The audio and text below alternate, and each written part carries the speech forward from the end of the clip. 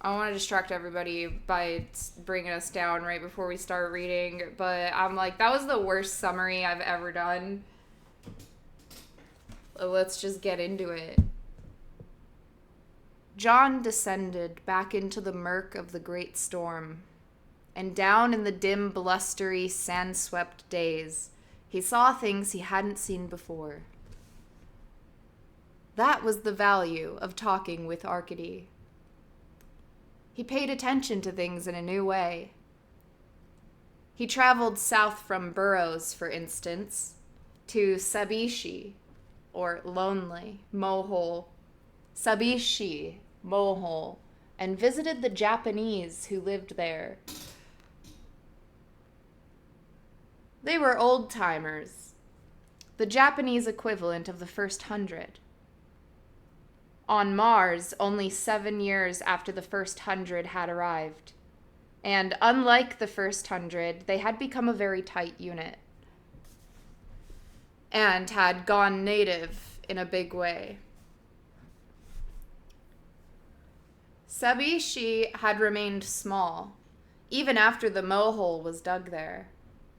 It was out in a region of rough boulders near Jerry Desloge, oh my god.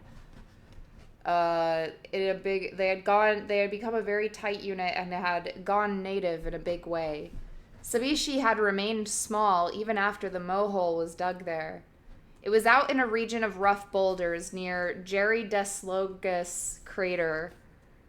And as he drove down the last part of the transponder trail to the settlement, John caught brief glimpses of boulders carved into oversized faces or figures, and covered with elaborate pictographs.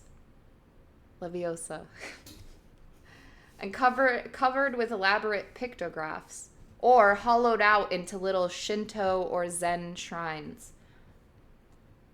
He stared in the dust clouds after these visions, but they were always gone like hallucinations, half seen and then disappeared. As he passed into the tattered zone of clear air directly downwind from the mohole, he noticed that the Sabishians were taking the rock hauled out of the great shaft to this area and arranging it into curving mounds, a pattern. From space, it would look like what? A dragon? And then he arrived at the garage and was greeted by a group of them, barefoot and long-haired, in frayed tan jumpers or sumo wrestler jockstraps.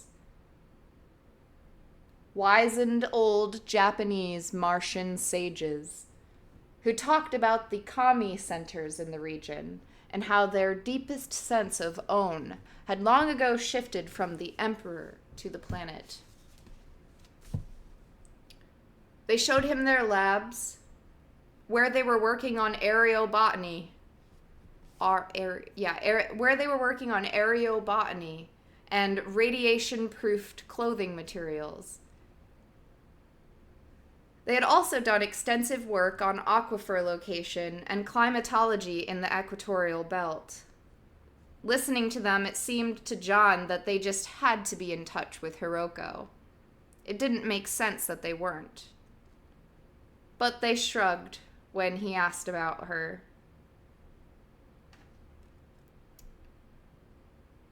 John went to work drawing them out, establishing the atmosphere of trust that he was so often able to generate in old-timers.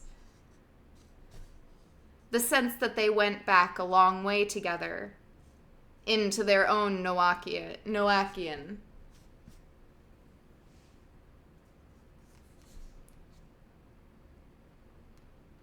A couple of days of asking questions, of learning the town, of showing that he was a man who knew Geary. And slowly they began to open up, telling him in a quiet but blunt way that they did not like the sudden growth of the Burroughs, nor the mohole next to them, nor the population increase in general, nor the new pressures put on them by the Japanese government to survey the great escarpment and find gold.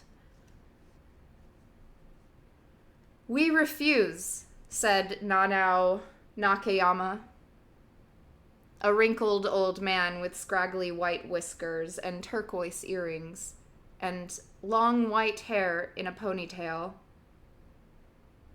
"They cannot make us." "And if they try?" John asked. "They will fail." And his easy assurance caught John's attention. And he remembered the conversation with Arcady among the mirrors.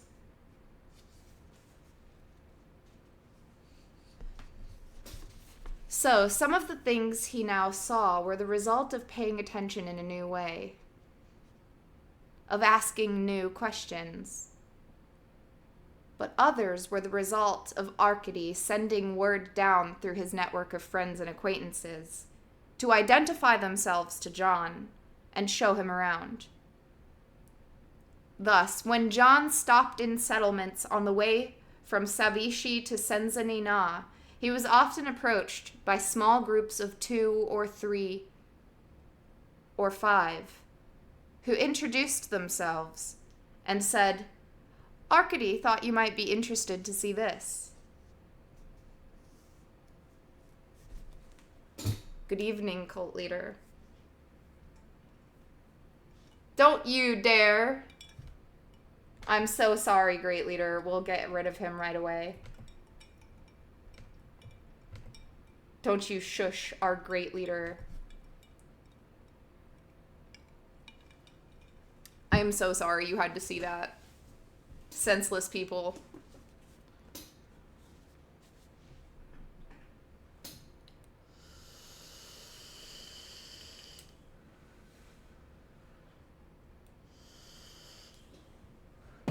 Recruits, you know.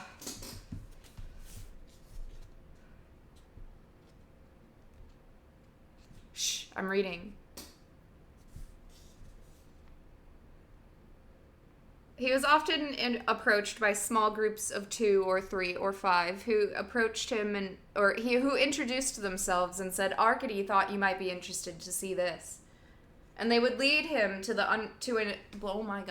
And they would lead him to an underground farm with an independent power plant or a cache of tools and equipment. Oh my god, okay. And they would lead him to see an underground farm with an independent power plant, or a cache of tools and equipment, or a hidden garage full of rovers. Dude, Arcady is a snitch. What the fuck?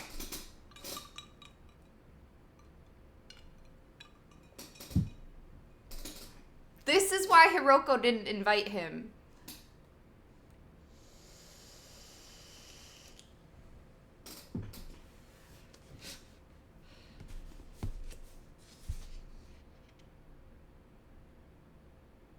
A hidden garage full of rovers, or complete Little Mesa habitats, empty but ready for occupation. John would follow them, bug-eyed and slack-jawed, asking questions and shaking his head in amazement. Yes, Arcady was showing him things. There was a whole movement down here. A little group in every town. Eventually, he came to Senzanina. He was returning because Pauline had identified 2 workers there as absent without explanation from their jobs. On the day, the truck had fallen on him. The day after he arrived, he interviewed them, but they proved to have plausible explanations for their absence from the net. They had been out climbing. But after he apologized for taking their time and started back to his room, 3 other Mohol technicians greeted them enthusiastically. Oh, fuck. Sorry. And he started back to his room. 3 other Mohol technicians introduced themselves as friends of Arcady's.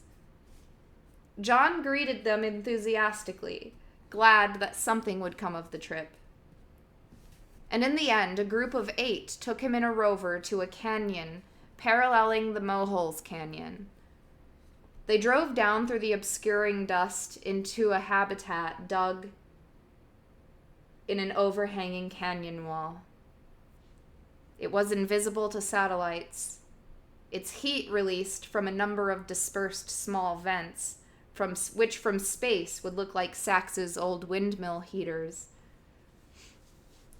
"We figure that's how Hiroko's group has done it," one of his guides told him. Her name was Marion, and she had a long beak of a nose and eyes that were set too close together, so that her gaze was very intent. "Do you know where Hiroko is?"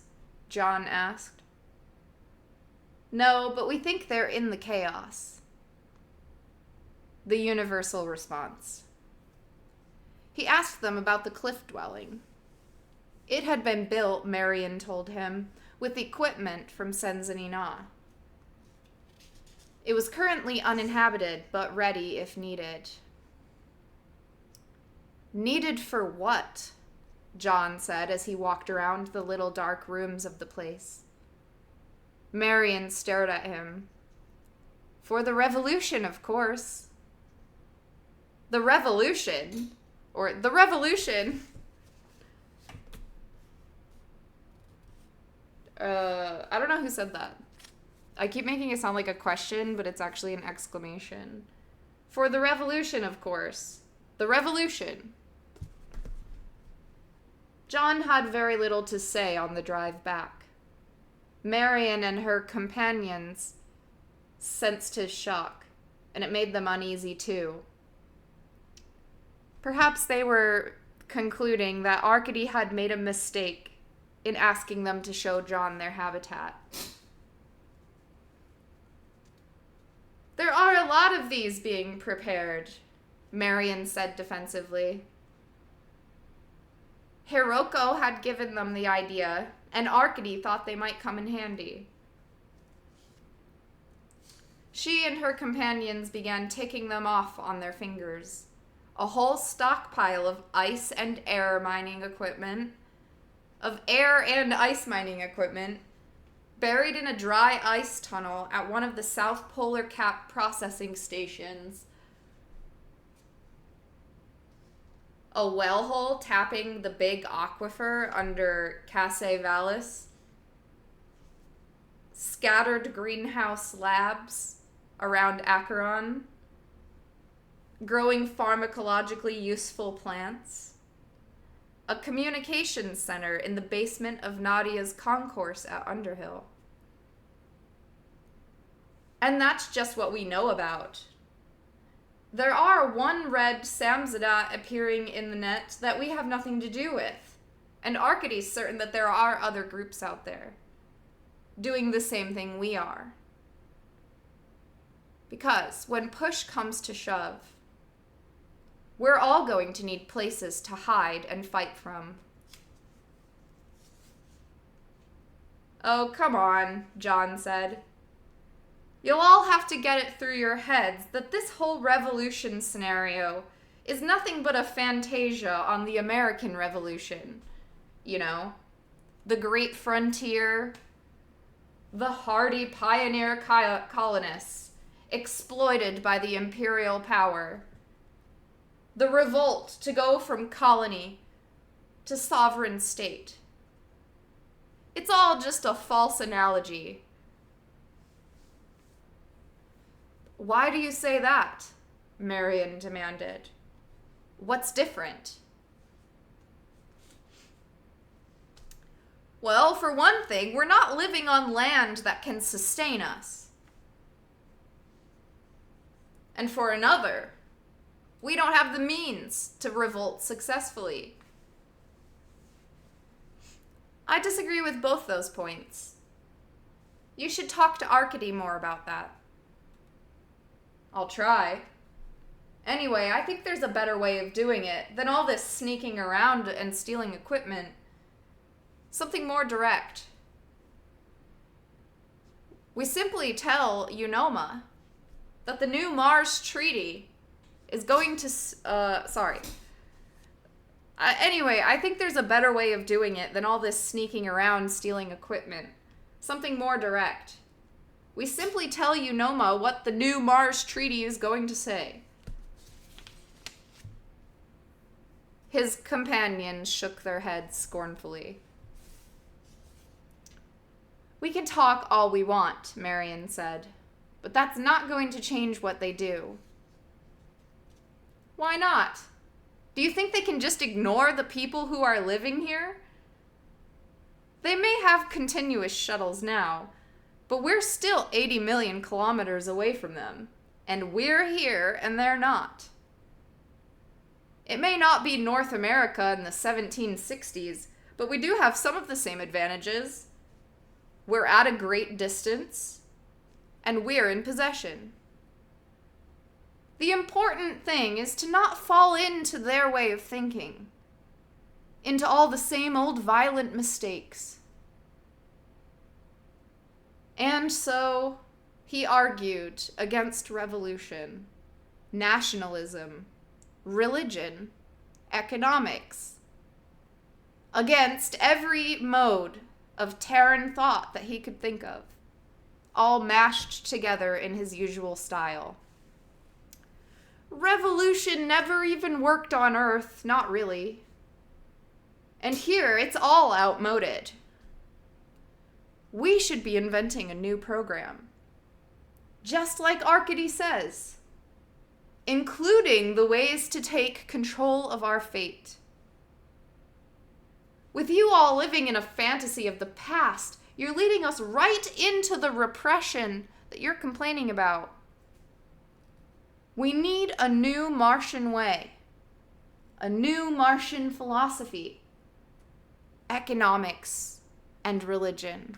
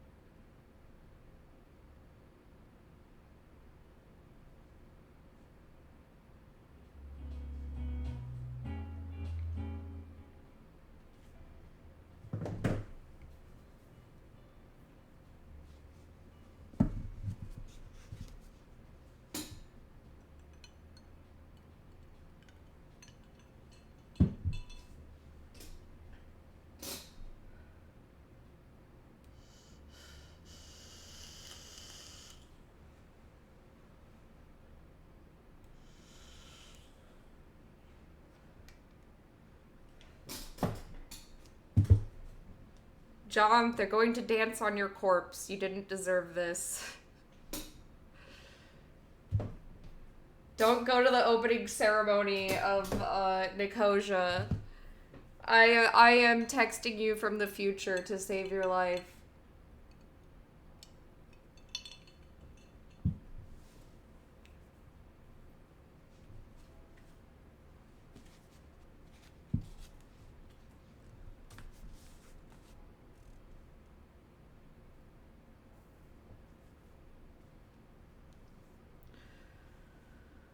We need a new Martian way. A new Martian philosophy, economics, religion. They asked him just what these new Martian modes of thought might be, and he raised his hands. How can I say? When they've never existed, it's hard to talk about them, hard to imagine them, because we don't have the images. That's always the problem when you try to make something new. And believe me, I know, because I've been trying. But I think I can tell you what it would feel like, or what it will feel like. It will feel like the first years here, when we were a group, and we all worked together, when there was no purpose in life except to settle and discover this place. And we all decided together what we should do. That's how it should feel. But those days are gone, Marion said, and the others nodded. That's just your own fantasy of the past. Nothing but words. It's like you're holding a philosophy class in a giant gold mine with armies bearing down on both sides. No, John said. I'm talking about methods for resistance. Methods appropriate to our real situation. And not some revolutionary fantasy out of the history books. And around they went, again and again, until they were back at Senzaninna, and had retired to the workers' rooms on the lowest residential floor. There they argued passionately, through the time slip and long into the night. And as they argued, a certain elation filled John, because he could see them beginning to think about it. It was clear that they were listening to him, and that what he said and what he thought of mattered to them. This was the best return yet on the old first man fishbowl, combined with Arkady's stamp of approval. It gave him an influence over them that was palpable. He could shake their confidence. He could make them think. He could force them to reevaluate. He could change their minds. And so, in the murky, purple great storm dawn. And in the murky, purple great storm dawn, they wandered down the halls to the kitchen and talked on, looking out the windows and bolting down coffee, glowing with a kind of inspiration. With the age-old excitement of honest debate. And when they finally quit to go catch a little sleep before the day got going, even Marion was clearly shaken, and all of them were deep in thought, half convinced that John was right. John walked back to his guest suite, feeling tired but happy. Whether Arkady had intended to or not, he had made John one of the leaders of his movement. Perhaps he would come to regret it, but there was no going back now. And John was sure it was for the best. He could be a sort of bridge between this underground and the rest of the people on Mars, operating in both worlds, reconciling the two, forging them into a single force that would be more effective than either alone. A force with the mainstream's resources and the underground's enthusiasm, perhaps. Arkady considered that an impossible synthesis. But John had powers that Arkady didn't. So that he could, well, not usurp Arkady's leadership, but simply change them all. The door to his room in the guest quarters was open. He rushed in alarmed, and there in the room's 2 chairs sat Sam Houston and Michael Chang. "So," Houston said, "where have you been?"